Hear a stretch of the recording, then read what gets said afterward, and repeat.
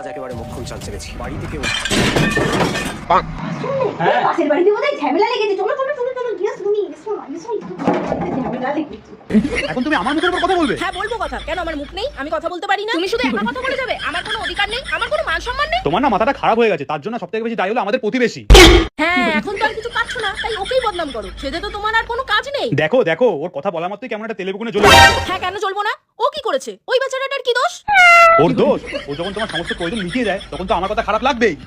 প্রয়োজন মিটিয়ে দেয়? কি বলতে চাইছো তুমি? কখনো মোবাইল এনে দিচ্ছে, কখনো বন্ধু থেকে জামা কাপড় নিয়ে এনে দিচ্ছে, আর আগের সময় তোমাকে ডায়মন্ডের রিংও গিফট করেছিল। বাবা, আংটিটার কথা তোমার মনে আছে? ওটা তো আমাকে গিফট করেছিল। যখন তুমি নিজের নাম্বারটা আমার নাম্বার বলে রিচার্জ করিয়ে নিয়েছিলে তখন উনি খুব ভালো ছিল, তাই। আচ্ছা ছাড়ো, বাদ দাও, ফালতু ফালতু আমরা অন্যের জন্য ঝামেলা করছি। চলো তোমার কোথাও ঘুরিয়ে নিয়ে আসি। আচ্ছা তুমি 2 মিনিট দাঁড়াও, আমি এক্ষুনি রেডি হয়ে আসছি। अपना तो सदियों जन्मों का नाता है।